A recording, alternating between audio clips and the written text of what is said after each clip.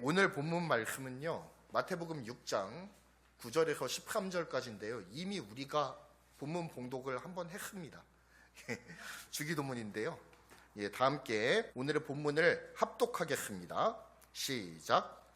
그러므로 너희는 이렇게 기도하라. 하늘에 계신 우리 아버지여, 이름이 거룩히 여김을 받으시오며 나라가 임하시오며 뜻이 하늘에서 이루어진 것 같이 땅에서도 이루어지이다. 오늘 우리에게 일용할 양식을 주시옵고 우리가 우리에게 죄 지은 자를 사하여 준 것 같이 우리 죄를 사하여 주시옵고 우리를 시험에 들게 하지 마시옵고 다만 악에서 구하시옵소서. 나라와 권세와 영광이 아버지께 영원히 있사옵나이다. 아멘. 할렐루야. 우리 주님 찬양합니다. 주님은 우리의 모든 죄와 사망의 권세로부터 우리를 구원하신 하나님의 아들이신 줄 믿습니다. 우리는 예수님의 십자가 보혈과 부활의 영광을 통해서 하나님 앞으로 나아가게 됩니다. 예수님의 보혈이 없다면, 예수님의 부활이 없다면 우리는 하나님 앞에 우리 모습을 제대로 드러내지조차 못할 거예요. 여전히 이스라엘 백성들은 예루살렘 성전에서 어린 양을 제물로 바치면서 예배해야 됐을 거고요. 예수님이 없으셨다면 우리는 아직도 죄악 가운데 살면서 예수님의 존재조차 모르고 그렇게 영원한 멸망을 향해서 달려나갈 수밖에 없었을 것입니다. 하지만 오직 예수님께서 우리와 하나님 사이를 가로막았던 그 죄의 벽을 자신의 목숨으로 무너뜨리십니다. 그리고 우리와 하나님 사이의 장벽이 무너져 내렸습니다. 이제는 예수 그리스도의 십자가 보혈과 부활의 영광으로 말미암아 우리는 하나님 앞으로 달려나갈 수 있습니다. 이에 대해서 에베소서 2장 14절은 이렇게 이야기하고 있습니다. 제가 한번 읽어볼 텐데요. 그는 우리의 화평이신지라 둘로 하나를 만드사 원수된 것 곧 중간에 막힌 담을 자기 육체로 허시고 라고 기록되어 있습니다. 그리고 16절에서는 또 이렇게 말하고 있죠. 16절에서는 또 십자가로 이 둘을 한 몸으로 하나님과 화목하게 하려 하심이라 원수된 것을 십자가로 소멸하시고 라고 분명하게 기록이 되어 있습니다. 예수 그리스도의 십자가의 보혈이 우리와 하나님 사이를 가로막고 있었던 담을 완벽하게 허물어 주셨습니다. 예수 그리스도의 부활은 우리가 영원한 생명을 얻을 수 있는 소망을 주십니다. 예수님이 부활하신 것처럼 우리도 부활할 것이다 라고 하는 부활의 소망 가운데 살아갈 수 있도록 우리를 이끌어 주신다는 말씀이죠. 그래서 우리는 하나님 앞에 기도로 나아갈 때 우리에게 영원한 생명을 허락하여 주신 예수 그리스도의 십자가의 고난과 부활의 영광을 힘입어서 나아갈 수가 있게 되는 것입니다. 그래서 오늘 우리는 좀 더 깊숙하게 주기도문에 대해서 살펴볼 것입니다. 주기도문은 예수님께서 우리에게 알려주신 기도문입니다. 사실 주기도문이라고 불릴 수 있는 본문은 요한복음 17장에 나와 있습니다. 예수님께서 직접 하나님께 올려드리시는 기도의 전문이 주기도문이고 요한복음 17장에 굉장히 긴 분량을 할애해서 기록이 되어 있습니다. 그래서 우리가 주기도문이라고 불리는 이 마태복음 6장 9절로 13절은 사실 주기도문으로 불리기보다는 주님이 알려주신 기도라고 부르는 것이 좀 더 합당할 것인데요. 그래서 목사님들 중에는 주님이 가르쳐주신 기도로 예배를 마치겠습니다, 이렇게 멘트를 하시는 분들도 간혹 계십니다. 어찌되었든 주님께서 알려주신 기도를 한마디로 정리를 하자면 어떻게 될 수 있을까요? 과연 한마디로 정의가 가능한 내용일까? 저는 정의가 가능하다고 봅니다. 주기도문은 총 8개의 문장으로 구성되어 있는 기도문입니다. 마지막 성용 부분, 나라와 권세와 영광이 아버지께 영원히 있습니다, 그 문구를 뺀다면 8개의 문장으로 구성이 되어 있어요. 이를 하나하나 분해해서 보자면 다음과 같이 나눌 수가 있습니다. 하늘에 계신 우리 아버지, 이름이 거룩히 여김을 받으시옵소서. 나라가 임하시옵소서. 뜻이 하늘에서 이루어진 것과 같이 땅에서도 이루어질 것입니다. 오늘 우리에게 일용할 양식을 주옵소서. 우리가 우리에게 죄 지은 자를 사하여 준 것 같이 우리 죄를 사하여 주옵소서. 우리를 시험에 들게 하지 마옵시고 다만 악에서 구하소서. 마지막 문장까지 합치자면 이제 9문장으로 나뉠 수도 있겠는데 어찌됐든 8개의 부분으로 나눌 수가 있거든요. 그 다음에 성령이 들어가죠. 나라와 권세와 영광이 아버지께 영원히 있사옵나이다. 아멘. 마지막 구절은 성령 구절로서 후대에 첨가되었다라는 설이 있기 때문에 성경 안에는 가로로 이렇게 처리가 되어 있습니다. 그런데 이 괄호로 처리되어 있는 이 구절이 어찌 보면 주기도문의 핵심을 그대로 말하고 있다라고 저는 생각을 합니다. 왜 이럴까요? 사실 우리가 하나님께 구하는 재물에 대한 기도, 죄에 대한 용서에 대한 기도, 시험과 악으로부터 우리를 구원해달라고 하는 그 기도는 앞에 나오는 구절들, 이름이 거룩히 여김을 받으시고 나라가 임하시고 뜻이 하늘에서 이루어진 것처럼 땅에서도 이루어질 것입니다. 이 기도가 모두 다 충족이 되면 자연스럽게 이루어지는 것들이라는 것에 착안할 필요가 있어요. 자연스럽게 해결이 된다라는 겁니다. 하나님의 영광이 우리 안에 충만하게 거하게 되면 그로써 우리 안에 일용할 양식도 채워지게 되는 것이고, 또한 죄의 용서는 자동적으로 따라 붙는 것이고요. 그리고 모든 악과 시험으로부터 우리를 구원하는 힘이 예수 그리스도로부터 우리에게 흘러나오는 줄 믿습니다. 그러므로 주기도문을 한마디로 정리하자면 내 삶에 하나님의 영광이 드러나기를 소원합니다 라고 정리할 수가 있을 거예요.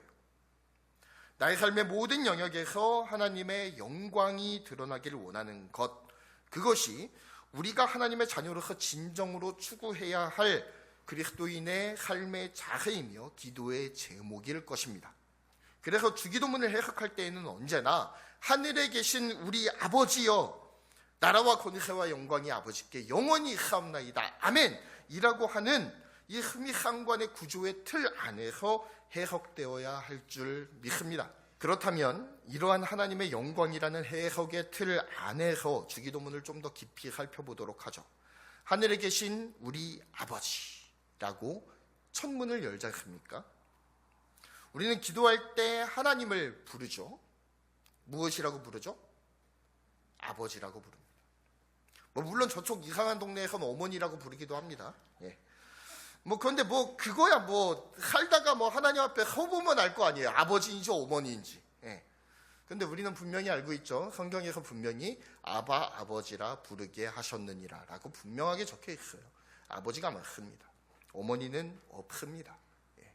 어찌되었든 우리가 하나님을 아버지라 부르는 이유는 로마서에서 밝히 드러내고 있는데요.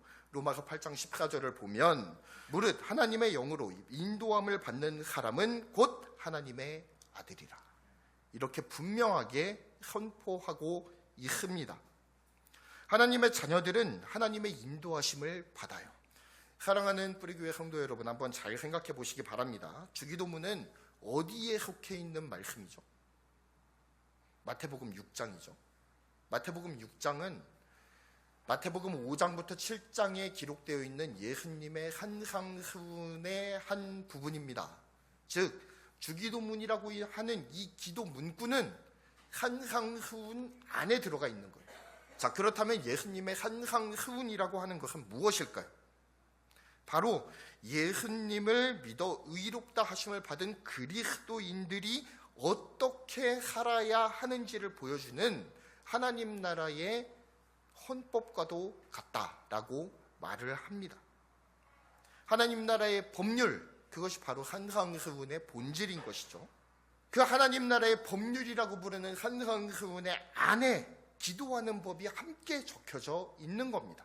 하나님 나라의 백성으로서 하나님께 기도를 할 때 하나님을 아버지라고 부르라고 말씀하시는 거예요. 이는 하나님의 이름조차 제대로 부를 수 없었던 지난 구약시대의 룰을 완전하게 깨는 새로운 틀을 허락해 주시는 것입니다. 너희는 더 이상 백성이 아니다. 너희는 이제 내 아들과 딸이다 라고 말씀을 하시는 것이죠.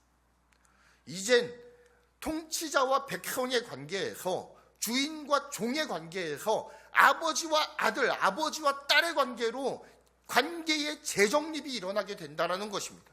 그래서 우리는 하나님을 아버지라 부르며 그분께 기도할 수 있는 것이죠.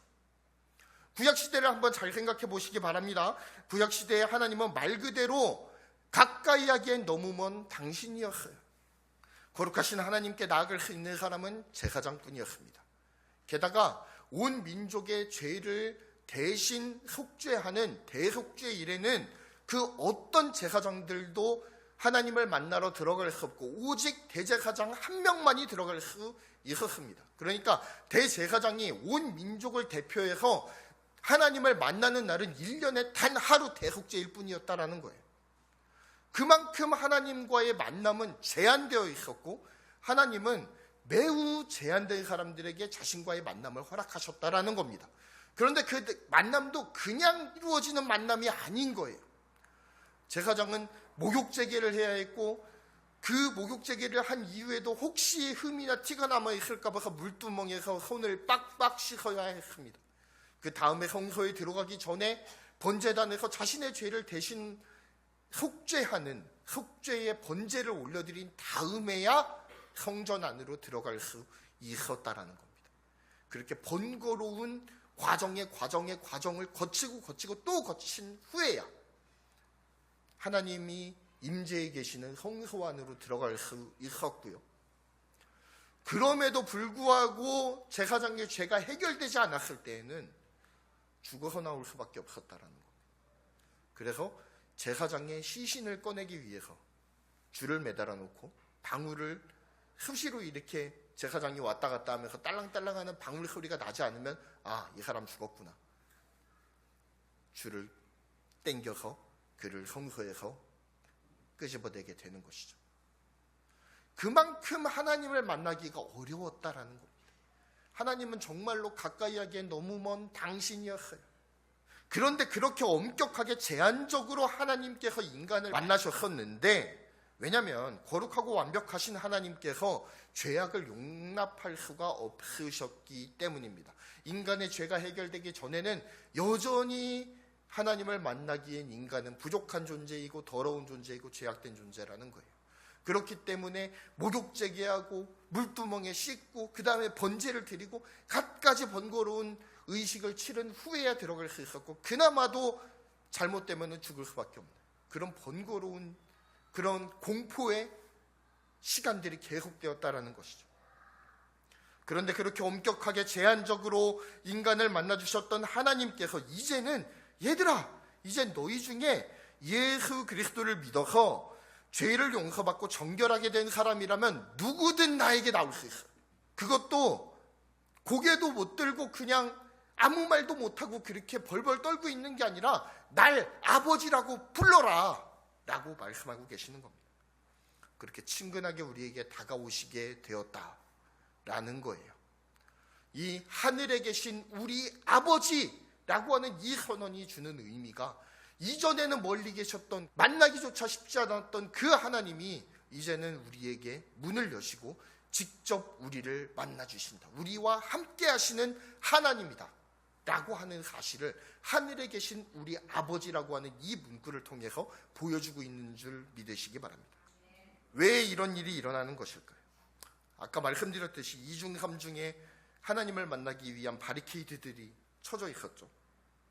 그런데 이제는 그 바리케이트들을 모두 다 치우고 너랑 나랑 직접 만나자.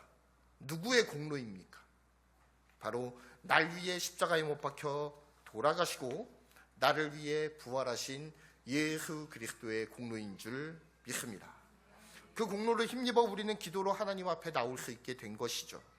전에 원수되었던 우리가 이제는 자녀가 되어 하나님 앞에 나올 수 있는 이유는 바로 예수님께서 우리를 누르고 있던 죄와 사망의 권세를 십자가의 고난과 부활의 영광으로 이겨내셨기 때문입니다. 그분의 영광 안에서 우리는 하나님의 자녀로서 교제할 수 있는 특권을 받게 되는 거예요. 그렇다면 우리가 아버지를 부르고 난 다음에 나오는 모든 내용들은 어떤 내용들입니까? 바로 자녀가 아버지에게 구하는 내용들이에요. 이름이 거룩히 여김을 받으시며 나라가 임하시며 뜻이 하늘에서 이루어진 것 같이 땅에서도 이루어지이다. 이것을 한마디로 이야기하자면 예수 그리스도의 보혈의 은혜로 하나님의 자녀가 된 우리가 올려드리는 하나님께 대한 최고의 찬사입니다. 최고의 찬사예요. 우리를 구원하셔서 더 이상 왕과 백성의 관계, 주인과 종의 관계가 아닌 왕의 자녀로서 하나님께 달려나올 수 있도록 도와주셔서 감사합니다. 이 고백 드리는 거라는 이야기죠. 찬송과 영광을 올려드린 후에는 우리의 결단이 뒤따르게 됩니다. 뜻이 하늘에서 이루어진 것과 같이 땅에서도 이루어지이다. 이것이 무엇입니까? 하나님께서는 이미 하늘에서 모든 결정을 다 내려놓으셨어요. 우리를 구원하시기로 말이죠. 그리고 그 구원의 결단이 누구를 통해 완성이 됩니까? 예수 그리스도를 통해 이미 완성이 되었습니다. 그래서 뜻이 하늘에서 이루어진 것처럼 이 땅에서도 이루어졌어요. 그것도 완벽하게 예수님을 통해서. 자, 그렇다면 우리의 시점으로 보았을 때, 예수님의 시점으로 보았을 때는 이미 하늘에서 뜻이 이루어진 것처럼 땅에서도 이미 이루어졌단 말이죠. 그렇다면 우리의 시점에서 뜻이 하늘에서 이루어진 것처럼 땅에서도 이루어진다라고 하는 이 의미가 의미하는 바는 무엇일까요? 예수 그리스도께서 부활하신 후에 승천하셨죠. 그 다음에 어떻게 하신다고 하셨습니까? 다시 내려오신다라고 하셨습니다. 그러므로 뜻이 하늘에서 이루어진 것처럼 땅에서도 이루어진다라고 하는 말은 예수 그리스도의 재림을 기다리는 우리가 예수 그리스도의 구원의 복음을 이 세상 가운데 편만하게 펼치겠습니다라고 하는 우리의 믿음의 결단도 함께 들어가 있는 줄 믿으시기 바랍니다. 이렇게 하나님 나라에 대한 성령, 그리고 우리가 하나님께 헌신하겠다라고 하는 그 결단, 그렇게 되고 난 다음에는 우리가 너무나도 잘 아는, 우리가 하나님 앞에 구하는 내용들이 이제 드디어 등장을 하게 됩니다. 양식을 구하고 죄의 용서를 구하고 죄와 악의 유혹으로부터 우리를 구해달라고 하나님 앞에 간구하는 내용들이 나오는 것이죠. 그런데 사랑하는 성도 여러분, 한번 잘 생각해 보시기 바랍니다. 이 모든 것들, 아까도 말씀드렸죠. 우리가 하나님의 자녀로서 하나님의 영광을 드높이는 삶을 살아간다면 자연스럽게 우리 삶 가운데 이루어지는 일들이라고 아까 말씀을 드렸죠. 결국 먹을 것에 대한 욕심, 그리고 죄, 그리고 악의 유혹은 우리가 하나님의 영광을 높이지 못하면서 살아가기 때문에 나오는 문제들이에요. 양식과 죄의 용서와 악의 유혹으로부터의 승리는 곧 하나님 아버지, 저의 삶이 오직 하나님의 영광을 드러내는 삶이 되게 하여 주옵소서라고 하는 이 기도 제목과 일맥상통한다고 밖에 볼 수가 없는 것이죠. 특히 오늘 설교의 제목처럼 일용할 양식을 주시옵고 라고 하는 이 일용할 양식에 대해서는 두 가지로 해석이 될 수가 있는데 실제로 우리가 먹는 양식을 의미합니다.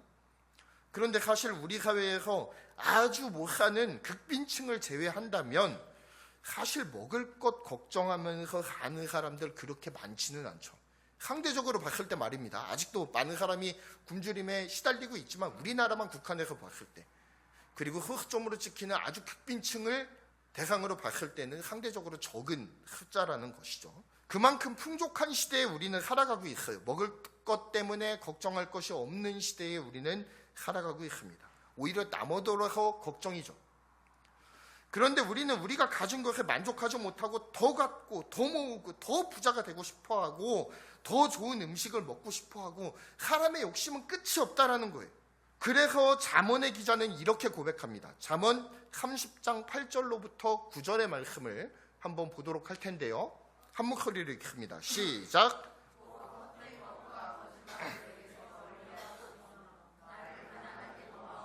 부하게도 마옵시고 오직 필요한 양식으로 나를 먹이시옵소서. 혹 내가 배불러서 하나님을 모른다, 여호와가 누구냐 할까 하오며 내가 가난하여 도둑질하고 내 하나님의 이름을 욕되게 할까 두려워함이니이다.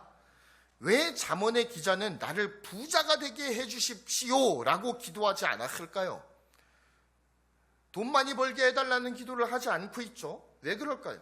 9절에서 그 답이 나오는데 배가 부르면 하나님을 모른다라고 할 것 같고 너무 가난하면 무엇인가를 훔쳐서 하나님의 영광을 욕되게 할까 겁나기 때문에 그러한 일이 일어나지 않도록 오직 필요한 양식을 허락해달라고 기도하는 이 잠언 기자의 모습을 볼 수가 있는 것입니다. 즉 잠언 기자가 필요한 양식을 구하는 이유 또한 하나님의 이름의 영광을 위함이었다라는 사실을 잊지 말아야 돼요. 그러므로 우리가 우리의 필요를 놓고 하나님 앞에 기도할 때 하나님, 제가 원하는 대로, 내가 원하는 시기에, 내가 원하는 방법으로 주십시오 라고 기도하면 안 된다라는 거예요. 그렇기보다는 하나님이 원하시는 대로, 하나님이 원하시는 때에, 하나님이 원하시는 방법으로 적당하게 주옵소서. 내가 필요한 만큼, 정말 필요한 만큼 허락하여 주십시오 라고 기도하는 것이 맞다라는 겁니다. 욕심을 버리고 지금 내가 가진 것에 만족하는 삶이 곧 행복의 열쇠이며 하나님께 영광 돌리는 삶의 열쇠임을 잊지 마시기 바랍니다. 자, 그렇다면 두 번째 뜻은 무엇일까요? 사실 이거는 조금 조심스러운 해석이긴 합니다. 전제로 미리 깔아두고서 시작을 하는데요. 일단 이거는 굉장히 조심스러운 해석이고 주류적인 해석은 아닙니다. 그런데 이러한 해석도 있다라는 것들을 좀 참고적으로 들어주시면 좋을 것 같은데, 일용할 양식을 달라고 하는 기도에 숨은 뜻이 있다라는 것이죠. 우리가 한번 요한복음으로 한번 가봤으면 좋겠습니다. 요한복음 4장 34절을 다 같이 읽어보겠습니다. 시작. 예수께서 이르시되 나의 양식은 나를 보내신 이의 뜻을 행하여 그의 일을 온전히 이루는 이것이니라. 아멘. 신명기 율법에서도 이런 말씀이 나오죠. 사람이 떡으로만 사는 것이 아니요 하나님의 입에서 나오는 모든 말씀으로 산다라고 하는 말씀이 나오죠.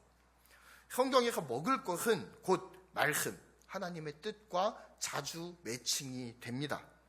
또한 예수님께서는 주기도문을 말씀하신 이후에 마태복음 6장 31절에서 무엇을 먹을까, 무엇을 마실까, 무엇을 입을까 염려하지 말라라고 분명하게 말씀하고 계시죠.